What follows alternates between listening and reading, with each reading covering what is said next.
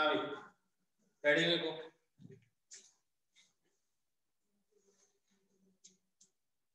Ready देखो surface tension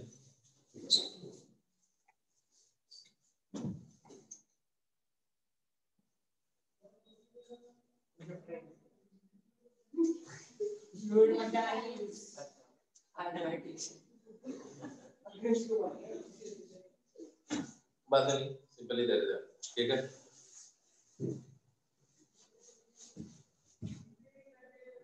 जैसे एक कंटेनर इस कंटेनर में कोई लिक्विड है तो यहाँ पे तो कोई मॉलिक्यूल होगा तो उस पे चारों तरफ जैसे मैं वाटर की बात करूँ वाटर की मॉलिक्यूल मान लो तो बल्ब के अंदर है तो इस पे चारों तरफ दूसरे वाटर मॉलिक्यूल्स खींच रहे होंगे इसको तो इसके स्पॉट पे नेट फोर्स क्या होगा जीरो लेकिन यहाँ वाला जो मॉलिक्यूल होगा सरफेस पे उस पे इधर तो वाटर वाले हाइड्रोजन बॉन्डिंग के साथ फोर्स से खींचेंगे और बाहर जो फोर्सेस लगेगी वो लैंडिंग फोर्सेस लगेगी एयर मॉलिक्यूल्स के कारण तो बताओ नेट फोर्स किधर लगेगा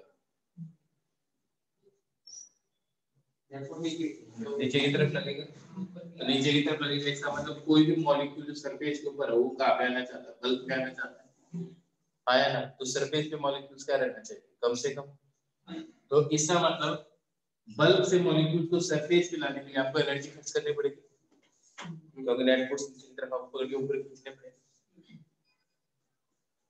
इसका मतलब ये है कि सरफेस के मॉलिक्यूल्स ज्यादा से ज्यादा बल्ब में जाना चाहते हैं तो सरफेस एरिया क्या हो जाएगा मिनिमम से मिनिमम आया ना यही इसी को सरफेस टेंशन कहते हैं इसी तरह सरफेस टेंशन होती है जैसे तुमने देखा होगा सिंपल एक बैलून होता है बैलून को जैसे आप इन्फ्लेट करते हो तो उसकी थिन पहले ज्यादा स्किन होती है बाद में ज्यादा स्किन होती है इन्फ्लेट करने के बाद पहले थिक होती है बाद में थिन होती है तो थिक होने का मतलब क्या है कि अंदर वाले बाहर मॉलिक्यूल्स कम है और अंदर मॉलिक्यूल्स क्या है ज्यादा जब आप उसको इन्फ्लेट करते हो तो फिर क्या होता है बाहर मॉलिक्यूल ज्यादा आ जाते हैं अंदर क्या हो जाता है कम तो जो अंदर मॉलिक्यूल्स है वो भी बाहर आ जाते हैं इन्फ्लेट करते टाइम तो उसके बाद में जो बैलून की स्किन है उसका बिहेवियर कैसा हो जाता है एक स्ट्रेच्ड मेम्ब्रेन की तरह बिहेव हो जाता है जैसे रबर बैंड होता है तो उसकी टेंडेंसी क्या होती है वापस सरफेस एरिया मिनिमम से मिनिमम करने की होती है इसी को बोलते हैं surface tension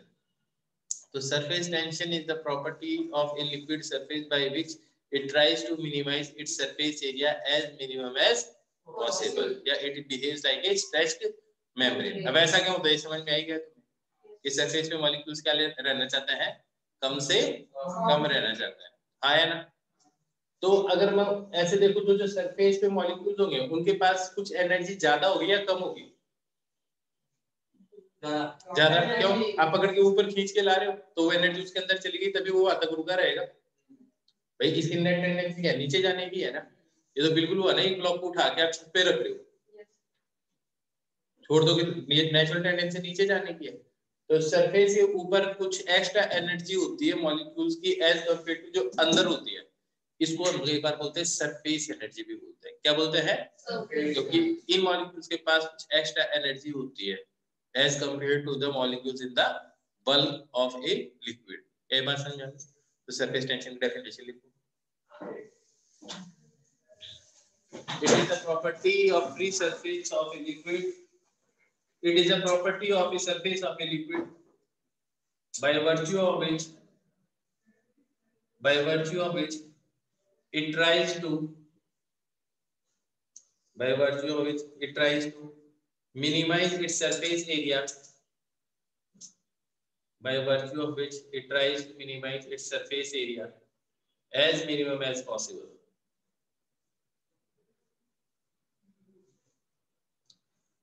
That is, it behaves like a stretched membrane. That is, it behaves like a stretched membrane.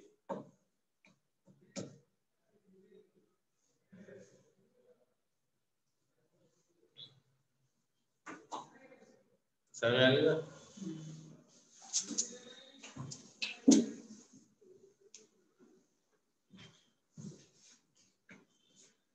अब हम लोग सरफेस टेंशन कैलकुलेट कैसे करते हैं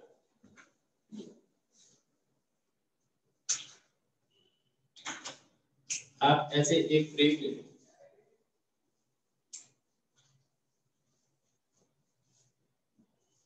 एक फ्रेम है, इसको सोप सॉल्यूशन में डालो और बाहर निकालो, निकाल दिया सोप सॉल्यूशन में, तो इस पे एक ऐसे फिल्म सी बन जाएगी। हाँ या ना? अब वो जो फिल्म बन जाएगी वो फिल्म मान लो ऐसे बन गई। अब इस फिल्म के ऊपर क्या है, आप है ना एक ऐसे धागा तोड़ के रख सकते हो, और रखा जाता है ये भी बता रहा हूँ, मेरा क्या हुआ ऐसा हो जाता है ऐसा, ठीक है। एक धागा रख दो, अब ये धागा बताओ इधर जाएगा या इधर जाएगा, या यही रहेगा, यही रहेगा, यही रहेगा। इसका मतलब इस धागे पे इधर वाली सरफेस पे इधर फोर्स लगा ली, और इधर वाली सरफेस इधर फोर्स लगा ली,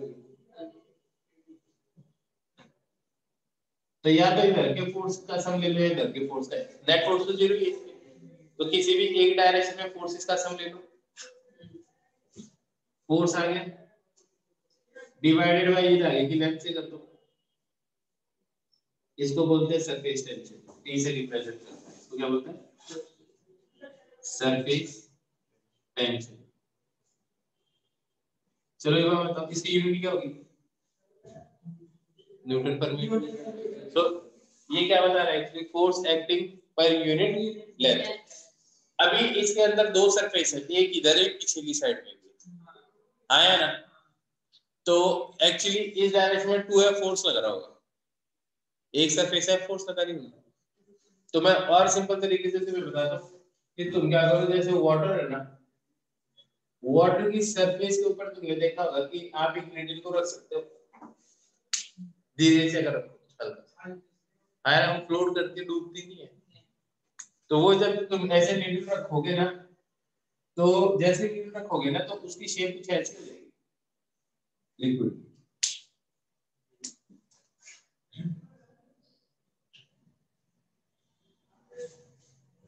बात समझ में हल्का सा डिप्रेशन आ जाएगा जहाँ पे नीडल रखोगे, आई बात समझ। अब क्या है, आप ऐसे सोचो, ये एक स्ट्रेच मेम्ब्रेन थी, मैंने क्या किया, इसके बीच में इस नीडल को यूं रख दिया, तब ये सरफेस इसको इधर खींच रही है, ये सरफेस इसको इधर खींच रही है, यही तो है टेंडेंसी। लेकिन इसका कुछ वेट तो नीचे चली जाएगी, तो ये सरफेस कुछ ऐसे बन जाएगी, ये सरफेस कुछ ऐसे बन जाएगी, तो ये फोर्स और ये फोर्स, इन दोनों का जो ये कंपोनेंट होगा वो किसको बैलेंस कर देगा, mg को, वेट को, है ना। और इसका जो ये वाला कंपोनेंट है और इसका जो ये वाला कंपोनेंट, वो क्या कर जाएगी, कैंसिल कर जाएगी, सिंपल बात है। इस केस में ये जो लेंथ है, इसके ऊपर जो भी फोर्स लग रहा है एक साइड में, वो force divided by length, that is surface tension, क्योंकि इस केस में एक ही सरफेस है। ये बात समझ में आ गई अच्छी तरह से। तो सरफेस टेंशन क्या है,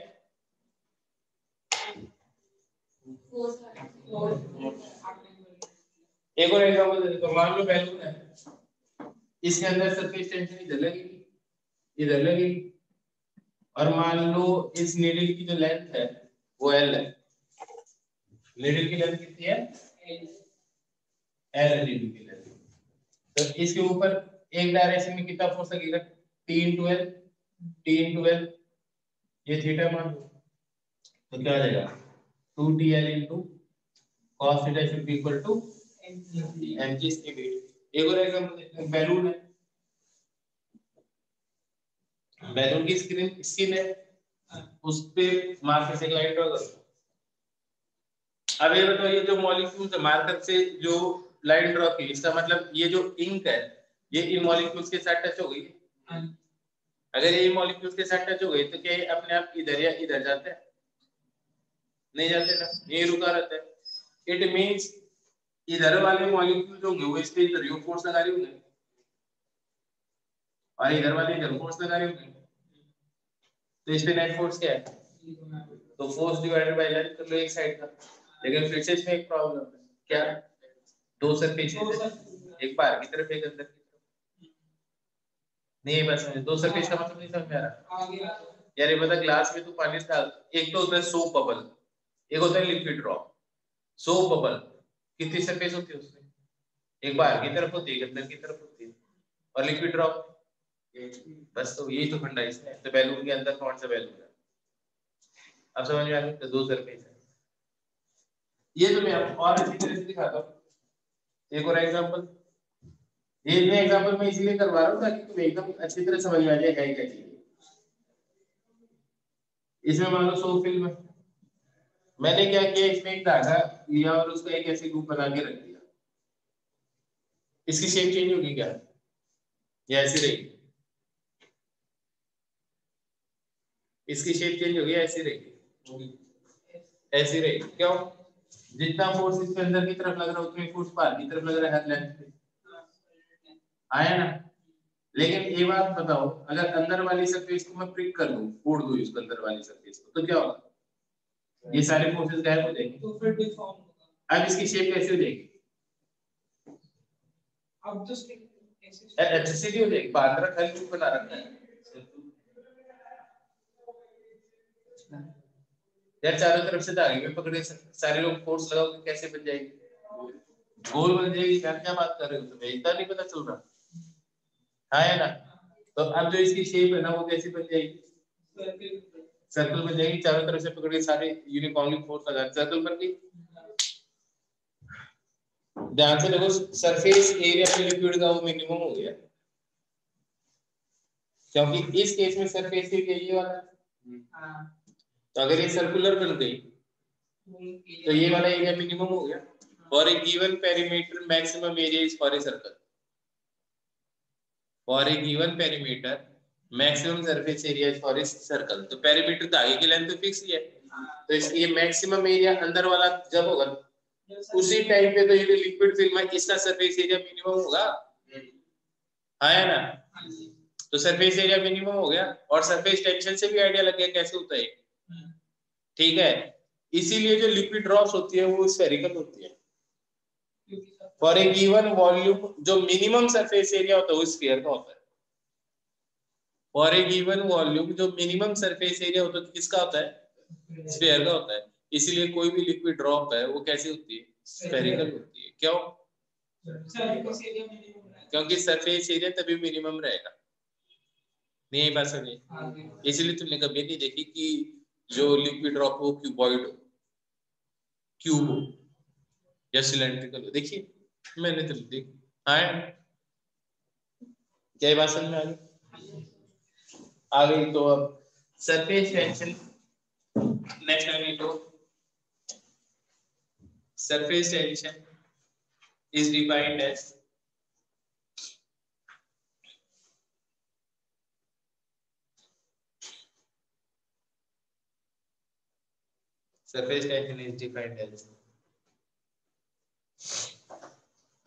force acting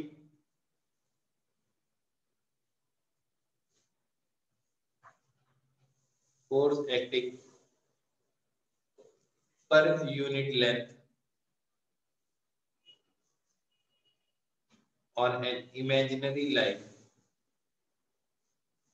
Force acting per unit length on an imaginary line.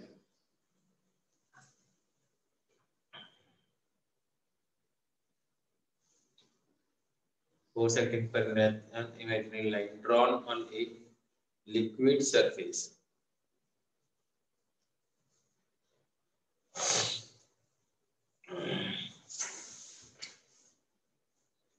आगे बात करें। मेरी डेफिनेशन पे ज्यादा विश्वास मत करना, मैं पहले बता देता हूँ। एनसीईआरटी आपके पास ऐसे लग रहा है, उसे डेफिनेशन रट लेना, क्योंकि मेरी डेफिनेशन एकदम सिंपल टाइप की है। मार्क्स नहीं मिलेंगे, उनको चाहिए थोड़ी सी कॉम्प्लेक्स लिखी होगी, लेकिन ये डेफिनेशन ऐसी जरूर है जैसे तुम पढ़ोगे ना तुम्हें याद रहेगी, तुम्हें समझ में आ जाएगी है क्या चीज। लिख लो, ये बना लो 2-3 चीजें काम आएंगे। अभी और बता रहा हूँ, मेरे को मैं बता रहा हूँ, ग्लास के अंदर पानी डाला, ऊपर सरफेस है, कितनी सरफेस है? एक सरफेस। और अज़ोफिल में किधर? एक इधर और एक इधर। तो दो सरफेस होगी, तो दो सरफेसेस फोर्स लगा रही है, दो सरफेस के मॉलिक्यूल्स फोर्स लगा रहे हैं। भाई जो सरफेस के मॉलिक्यूल्स है वही तो फोर्स लगा रहे हैं ना, खींच रहे हैं ना।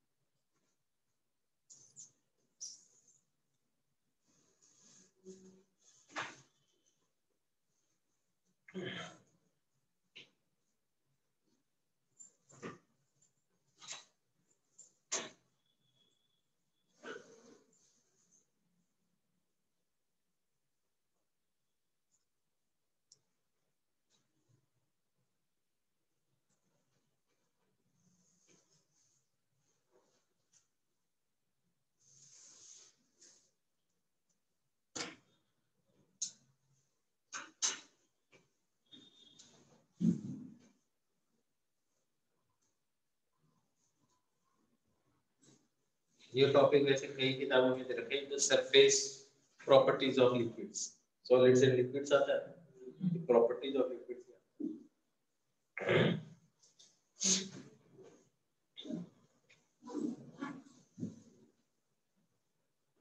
वैसे देख लो ना, तो फ्लूइड स्टैटिक्स है ना, डायनेमिक्स होगी, सब कुछ मिला जुला के ये तो एक्चुअली उसकी प्रॉपर्टी है, लिक्विड के मॉलिक्यूल्स को कैसे बिहेव करते हैं।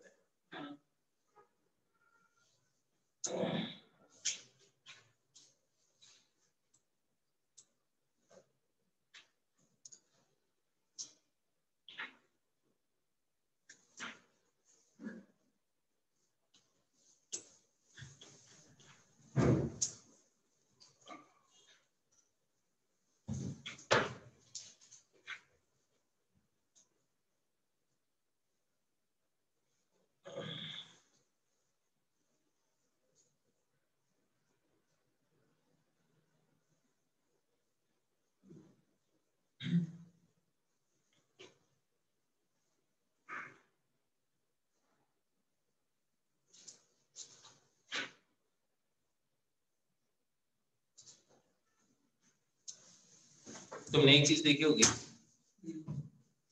जैसे पिपेट होती है ना, पिपेट देखिए ना, कई बार तुम एक चीज ऑब्जर्व करोगे,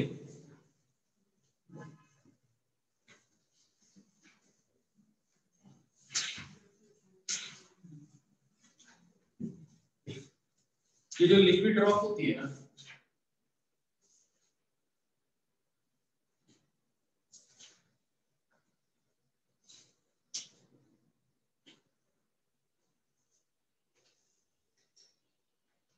लिक्विड ड्रॉप होती है ना, ऐसे रुकी रह जाती है। नल की वजह से भी देखो तुम, पानी की बूंद निकलती है बाहर, निकलती थोड़ी गिरती है, ऐसे आती है और थोड़ी देर तक उसके साथ लटकी रहती है वो पानी। हाँ यार, ऑब्जर्व किया ऐसा? आज बताता हूँ ऐसा क्यों होता है। इसकी रेडियस आर मान लो, स्मॉल आर,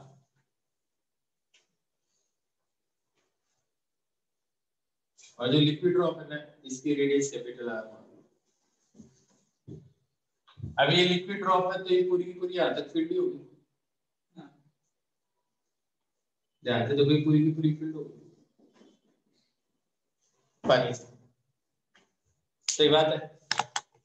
एक चीज बताओ, ये कोई चीज बीच में आई हुई है ना, जो ग्लास है बीच में आया हुआ है, इस ग्लास के ऊपर ये वाली लिक्विड सरफेस इधर फोर्स लगा रही होगी, है ना, इस पे इधर लगा रही होगी, पर ये ऐसा है कि ये कुछ ऐसा है, तो ध्यान से, तो इस पे क्यों लग रहा होगा फोर्स, समझ में आ रही है मेरी बात? है ना। तो ये जो लिक्विड है, इस ग्लास पे ऐसे पकड़ पकड़ के कितना फोर्स लगा रहा है, सरफेस टेंशन अगर टी है तो, दैट इज, ये कुछ ऐसे है, यो यो फोर्स लगा रहा है लिक्विड के सरफेस के कारण। लॉजिक समझ में आ रहा है? कितना होगा ये टोटल नेट फोर्स, क्या होगा ये वाला? T into 2 pi R. और सरफेस कितनी है इसमें? ड्रॉप है, तो ये बाहरी है। तो इस पे जो इधर की तरफ फोर्स लग रहा है T इंटू 2 पाई आर हो गया। हाँ या ना? बिल्कुल सही बात। अब मैं ये कह देता हूं कि ये वाला जो एंगल है ना,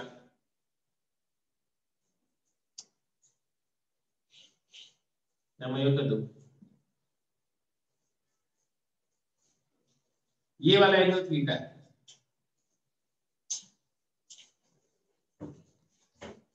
हाँ ना?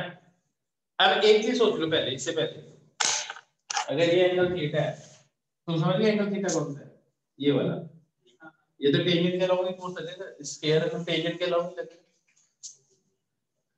लिक्विड ने इस ग्लास ट्यूब पे इसकी पेरिफेरी पे इधर फोर्स लगाया, यूं फोर्स लगाया। तो ये जो ग्लास वाली जो ट्यूब है ये किधर फोर्स लगाएगी? ऊपर की तरफ। दैट इज अगर ये इस पे लगा दी तो ये भी लगा देंगे। आया? समझ में आ रही है बात? ये बिल्कुल वैसा हो गया ना जैसे आपको ऊपर टंगे रहना है तो आप रस्सी को पकड़ के किधर खींचते हो? नीचे। तो रस्सी किधर खींचती है आपको? तो आप टंगे किसके कारण हो? रस्सी जो आप पे फोर्स लगेगा।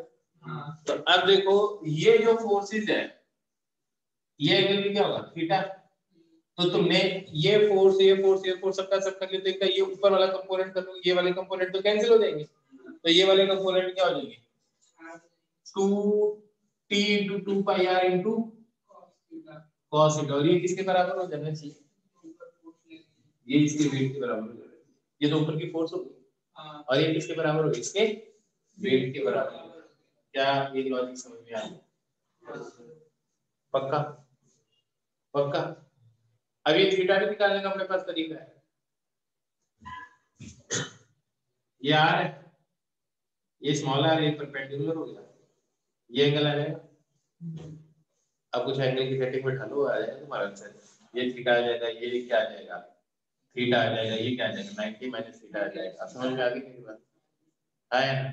तो अब पता चल गया कि पानी की बूंद को ऐसे अगर आप पेपर से डालते हो तो बूंद जो थोड़ी बाहर आ जाती है वो पूरी की पूरी गिरती है और बाहर निकलती है, पर लॉजिकली तो गिर जानी चाहिए।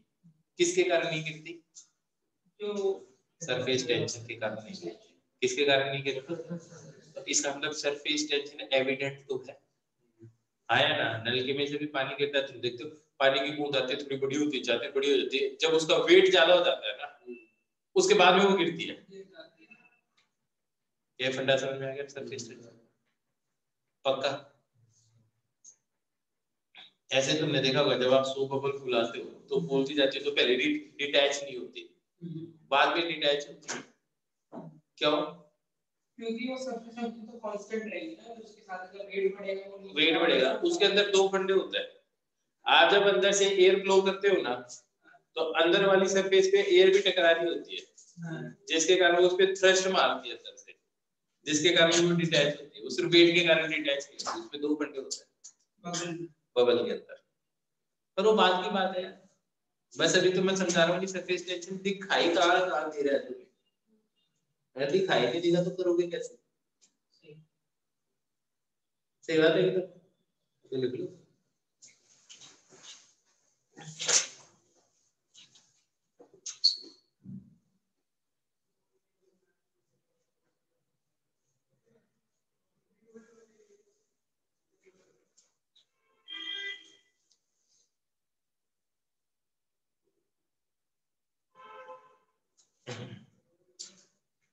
तो बेसिकली है तो मैकेनिक्स ही, बस एक फोर्स और पता चल गया सरफेस टेंशन के कारण लगाना, बाकी कुछ नहीं है इसमें।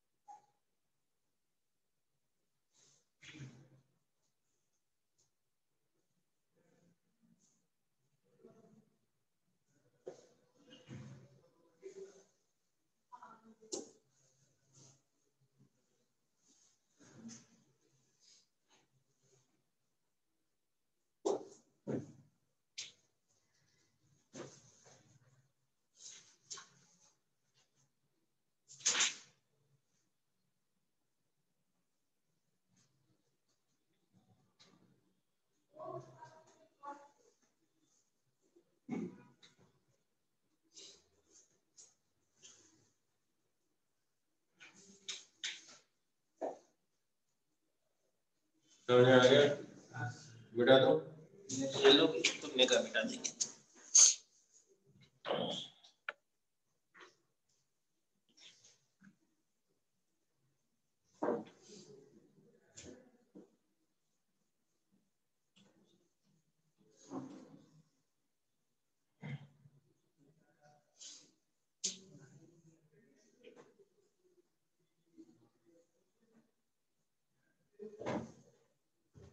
सुनो आगे, यहाँ तक आगे सरफेस टेंशन समझो। अब एक चीज होती है सरफेस एनर्जी। सरफेस एनर्जी समझो क्या चीज होती है?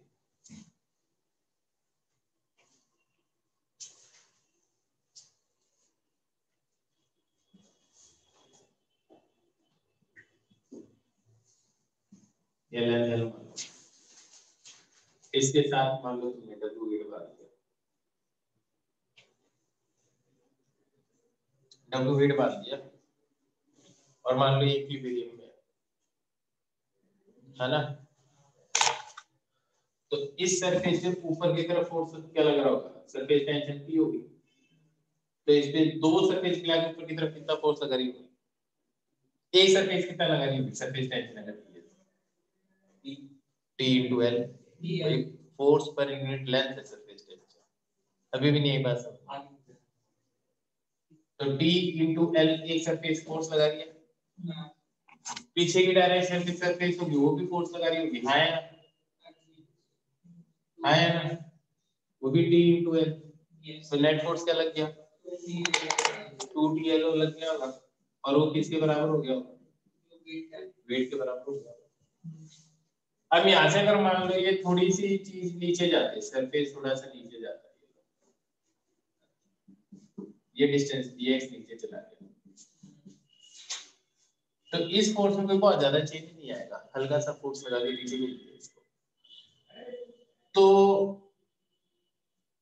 इस वेट ने मान लो मैंने फोर्स लगा के नीचे भेज दिया थोड़ा सा, तो मैंने कुछ वर्क किया होगा, कितना वर्क किया होगा? फोर्स लगभग इसी के बराबर रहा होगा, है।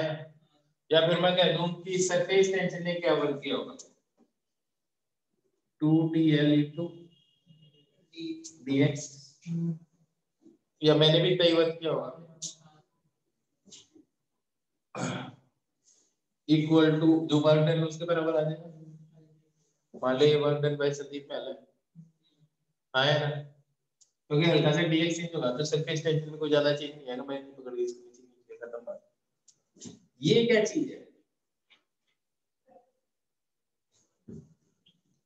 L into dx क्या चीज है?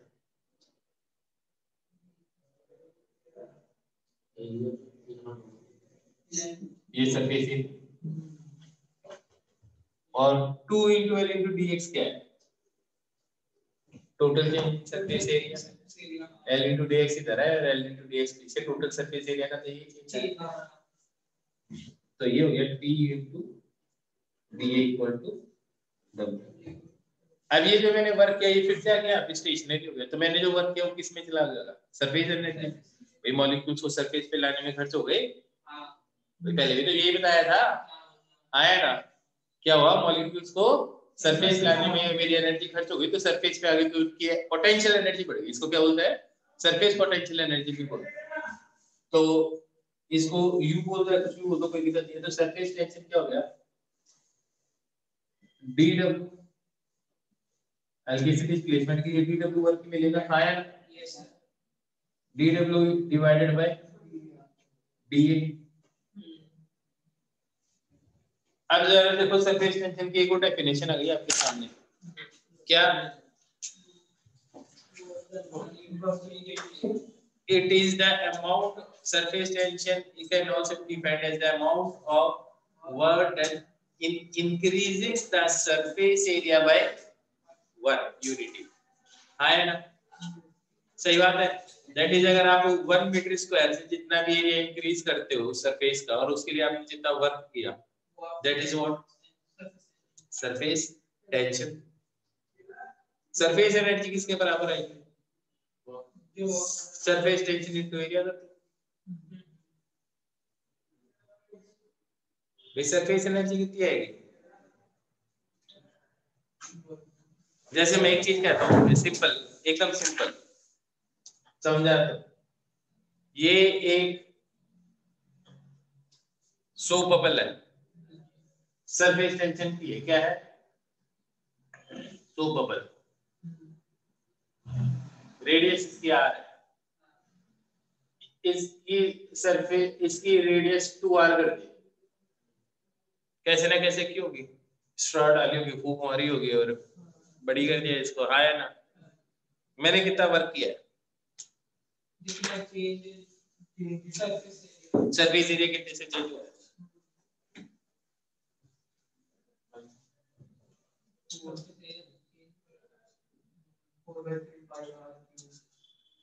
वॉल्यूम चेंज बता रहा है,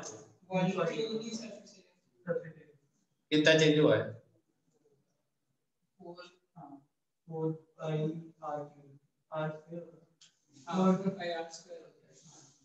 तो कितना हो गया,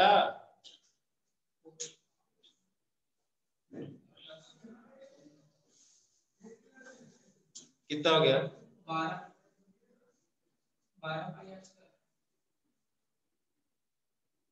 चलो पहले सरफेस एरिया की 8πr², दो सरफेसेस है, सो बबल, एक बाहर की तरफ एक अंदर की तरफ, तो कितना एरिया आ गया, उसको टेंशन से मल्टीप्लाई कर दो, ये पहले एनर्जी आ गई, लिखो U1 equal to 8πr² into T,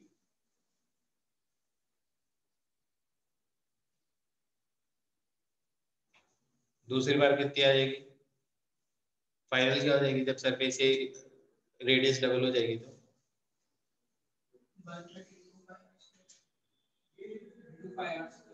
32πr² into T,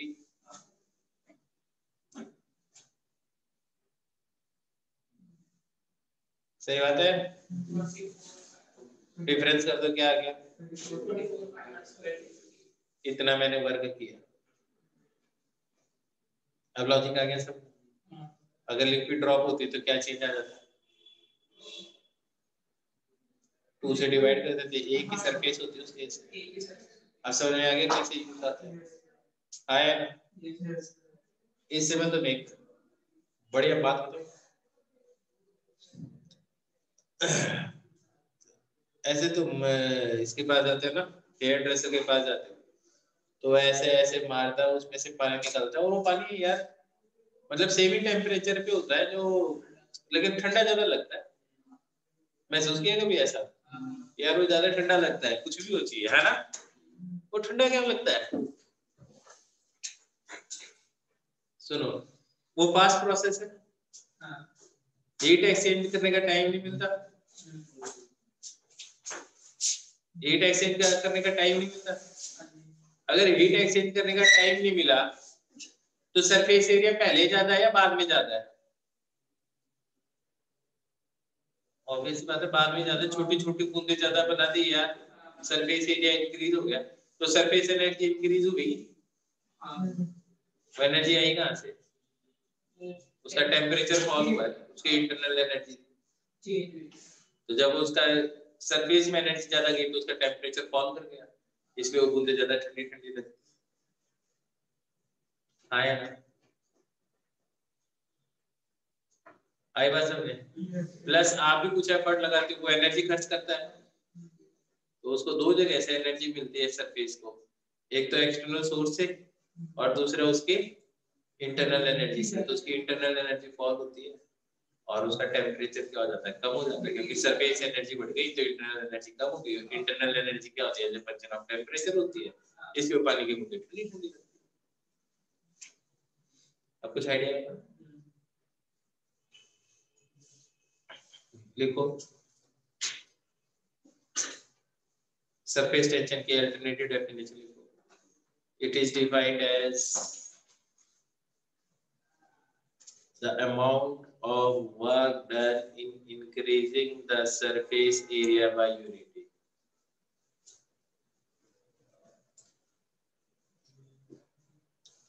It is defined as the amount of work done in increasing the surface area by unity.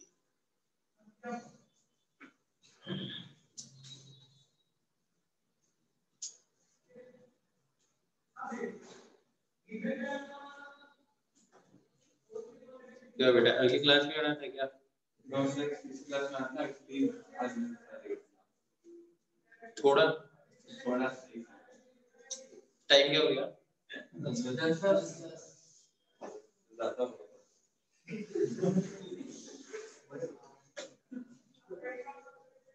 क्या रात को लेट तक नहीं करता है? क्या नाम है? कितने बजे तक पढ़ते हैं? जब तक काम पूरा हो जाए। और सुबह रोज लेट उठता है? चेंज करते है ना? देखो तुम है ना एनी हम रात को 11 बजे से लेट मत सोया करो, मैं तुम्हें बता रहा हूँ, आपकी ये हैबिट खराब है। और भी अच्छी बात है, मैं बोल रहा हूँ 11 से लेट नहीं करना। आप 11 बजे सो, सुबह 6 बजे उठो, 7 घंटे की नींद पहली बात तो बहुत है, ठीक है। और तो फिर भी 1 घंटे सोने का हो तो वो भी सो जाओ, 8 आवर्स की स्लीप नो प्रॉब्लम, ठीक है। बात ये है कि जो बाकी का टाइम है ना उसको एफिशिएंटली यूज करना है।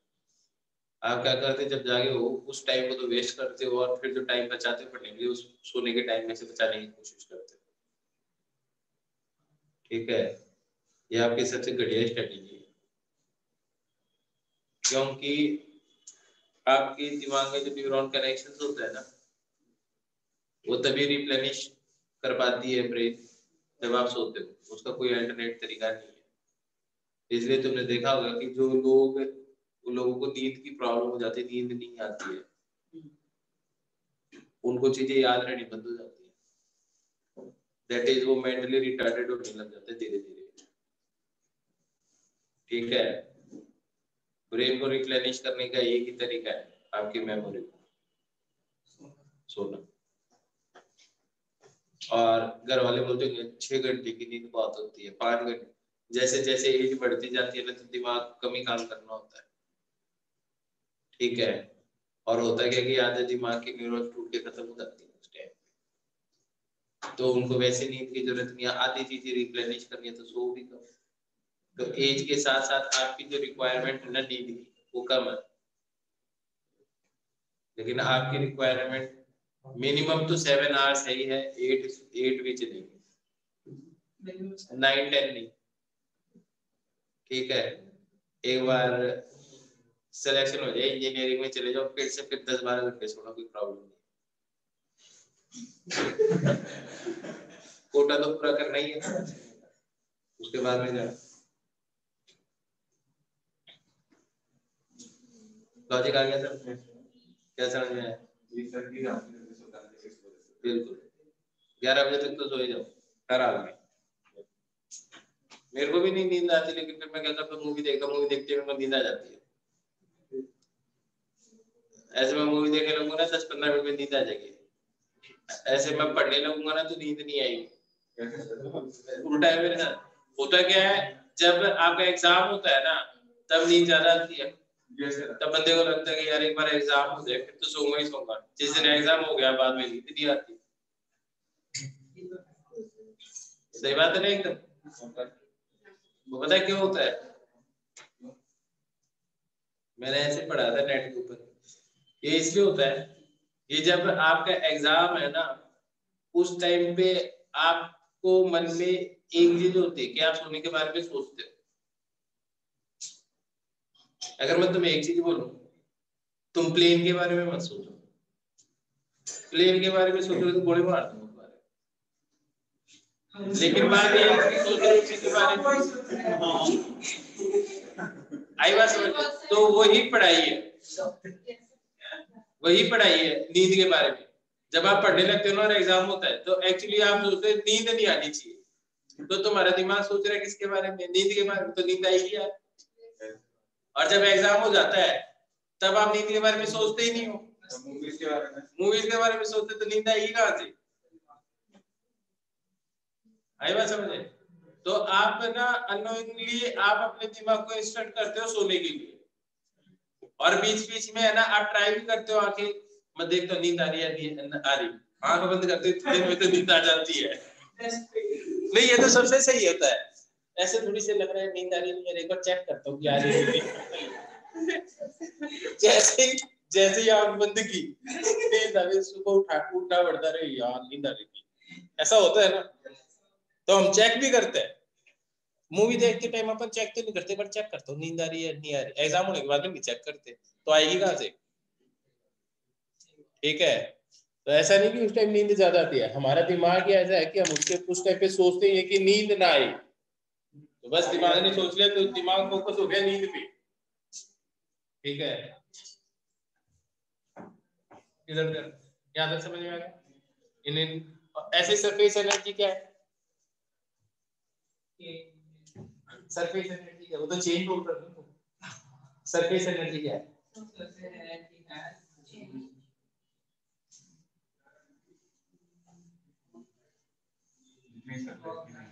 जितनी सरफेस की एनर्जी हुआ उसे सरफेस एनर्जी बोलते हैं। हमें तो पता ही नहीं था ये तो।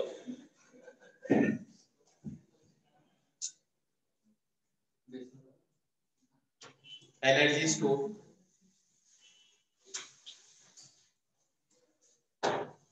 Energy store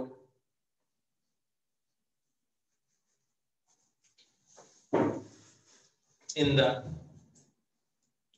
surface molecules of a liquid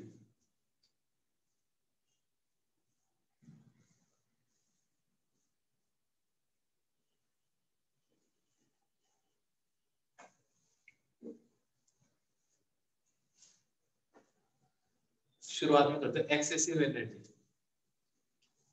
क्योंकि ऐसे तो बल्क वाले में भी एनर्जी तो होती है, लेकिन जो एक्सेसिव दोनों का जो डिफरेंस है वो एक्चुअली सरफेस एनर्जी है ना। Excessive energy in the surface molecules of a liquid is called surface energy. It is defined as product of किसका? area into surface tension, area into surface tension. Question लिखो।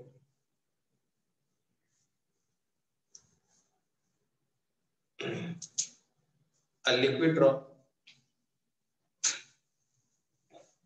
liquid drop of radius capital R and surface tension T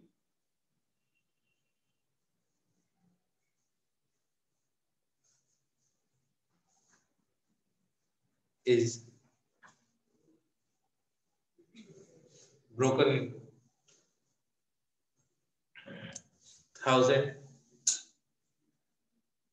1,000 identical smaller droplets.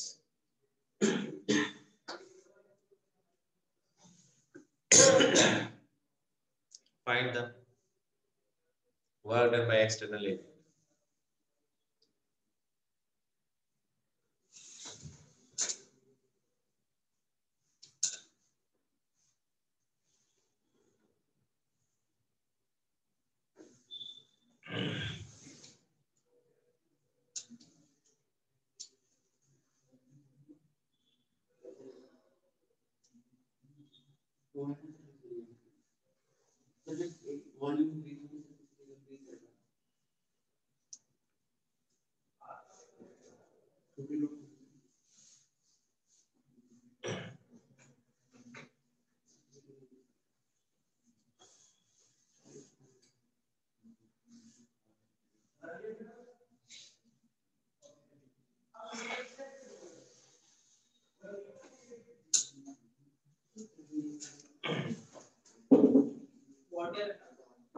Liquid water surface tension तो बताइए।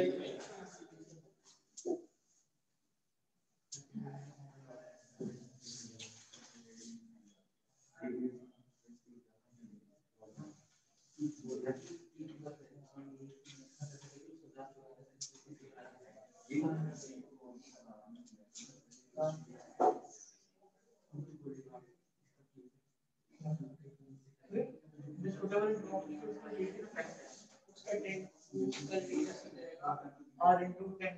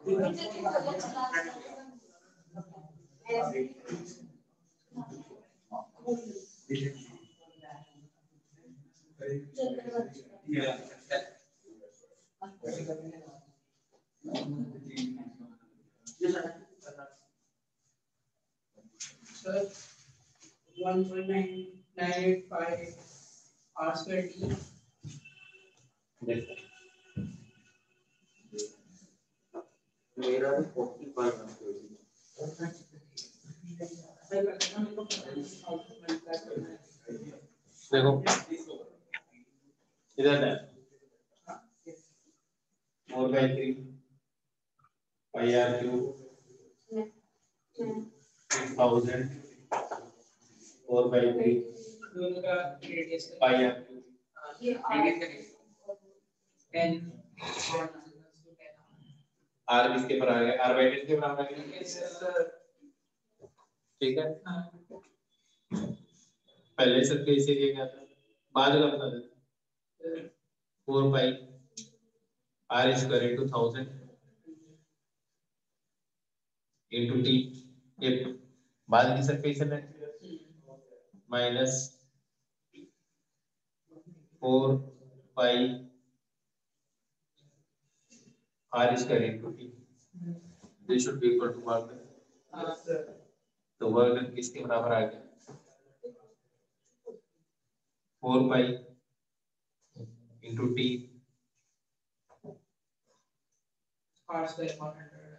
1000, ये क्या आ जाएगा 100 minus are, यही आएगा। Yes sir, तो कितना आ जाएगा 9r 36 पाई आर स्क्वायर इंटू किसका सही है सही इंटीग्रेशन नहीं हो सकता कैसे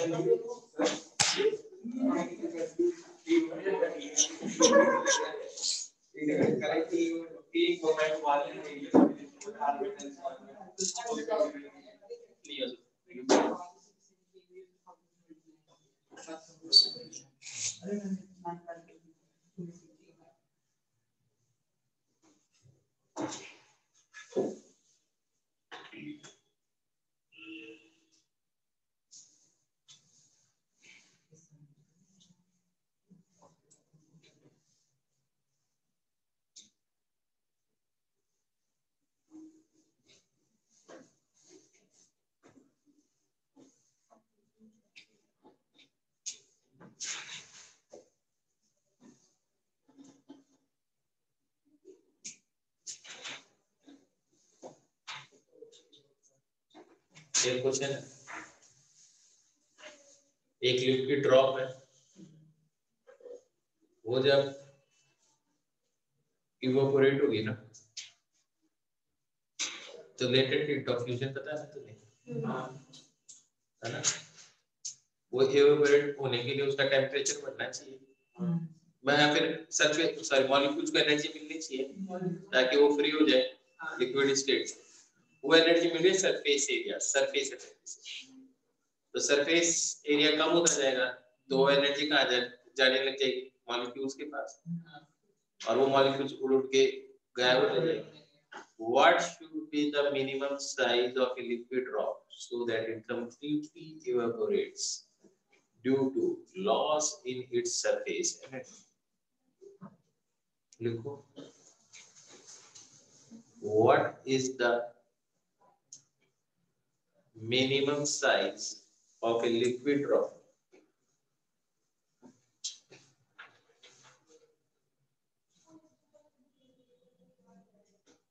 maximum size of a liquid drop so that it completely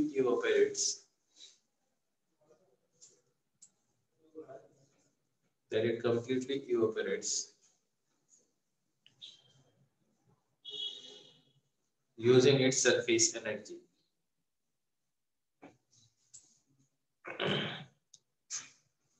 Assuming temperature of the drop to be constant, मतलब जो एनर्जी वो टेम्परेचर नहीं बढ़ा रही है उसका, गिवन क्या क्या सरफेस टेंशन T और latent heat of fusion L, density rho, कर लोगे समझ, कोशिश तो करोगे।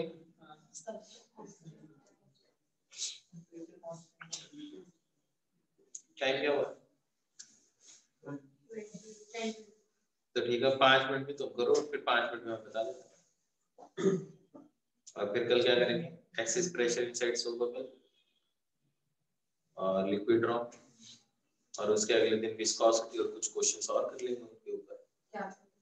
हाँ कैपिलरी में सारा हो जाएगा। कल विस्कोसिटी ही छोड़ूंगा सिर्फ। एनसीईआरटी लेके आना कल और परसों।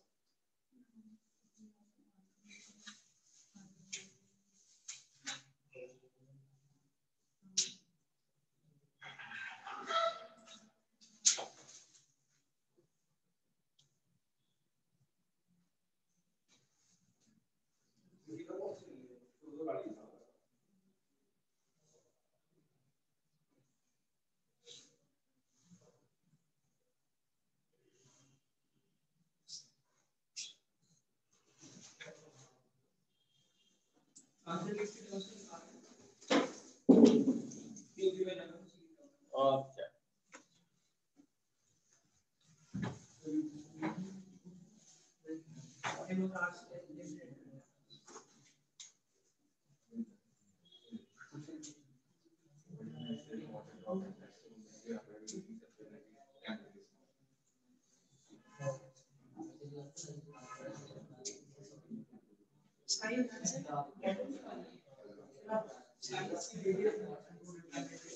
रेडियस के मैक्सिमम साइज मतलब उस स्फीयर का रेडियस निकालना है ना रेडियस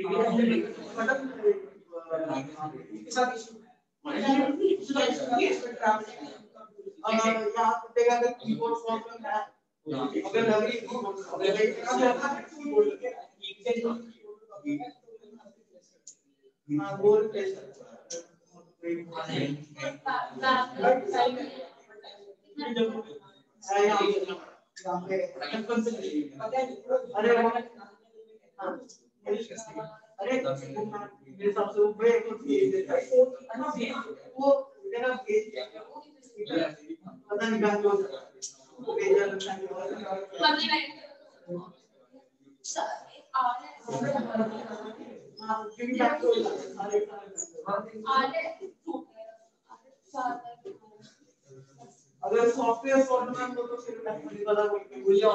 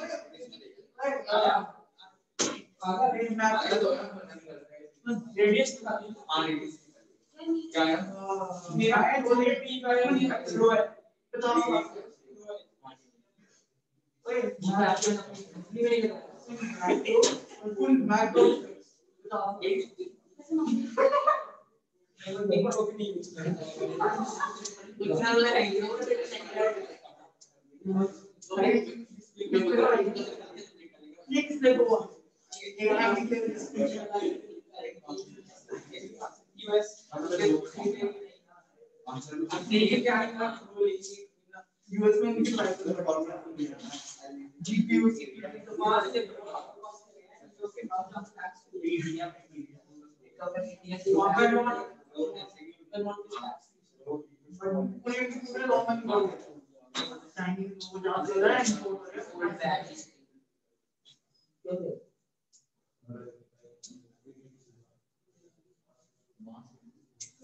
बैग कौन बोला ना मतलब बस इजी करते हैं अब बस ये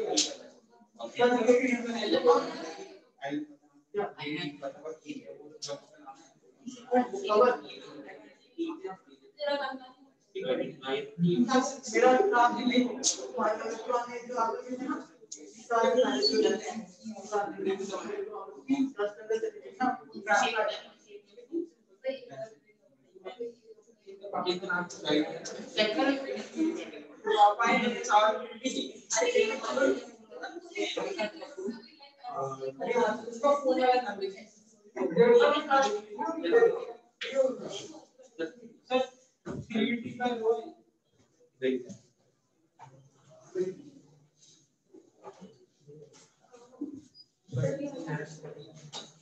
इधर का सरफेस एरिया 4 पाई r स्क्वायर हल्का सा सरफेस एरिया कितने से चेंज होगा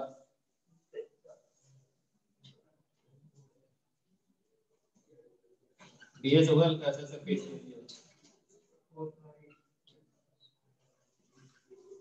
आया ना तो हल्का सा सरफेस एरिया कम होगा दैट इज यहां से अगर इसका dr रेडियस कम होगी इसकी तो सरफेस एरिया से रिड्यूस हो जाएगा तो सरफेस एनर्जी कितनी रिलीज होगी इतनी इसके कॉरेस्पॉन्डिंग ये वाला वॉल्यूम आएगा और ये हीट में कन्वर्ट हो गया होगा वेपोराइज हो गया तो ये वाला वॉल्यूम कितना आ जाएगा 4 पाई r स्क्वायर इनटू dr आया ना सही बात है 4 पाई r स्क्वायर इनटू dr ये वॉल्यूम आ गया इनटू रो कर दोगे तो क्या आ जाएगा इसका मास आ गया इनटू लेटेंट हीट कर दोगे ये हीट कहां से आई यहां से आई होगी तो इसको किसके बराबर कर दोगे 4 पाई 2r dr इनटू t यहां तक बात समझ में अब क्या करोगे 4 पाई से 4 पाई का और एक r से एक r गया dr से dr गया तो r किसके बराबर आ गया 2d upon rho into l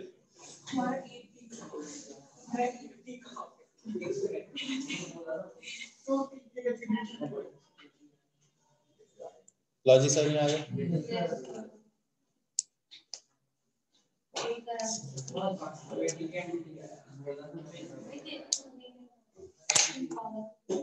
question बढ़िया करवाया ना एकदम समझ में आ गया तुम देख लो चाहिए वॉल्यूम क्या है वॉल्यूम है 4/3 पाई r क्यूब तो वॉल्यूम चेंज आएगा जब हल्का सा dr चेंज आ जाएगा तो क्या आएगा 4/3 पाई 3r स्क्वायर इनटू 3r 3 से 3 तो देखो ये चीज और ये चीज सेम ही आ रही है ठीक है समझ में आ गया ठीक है सरफेस टेंशन वाले कुछ क्वेश्चन करने की कोशिश करना एक चीज और है जिसमें एंगल ऑफ कांटेक्ट वो भी नहीं करवाया वो कैपिलरी के साथ करो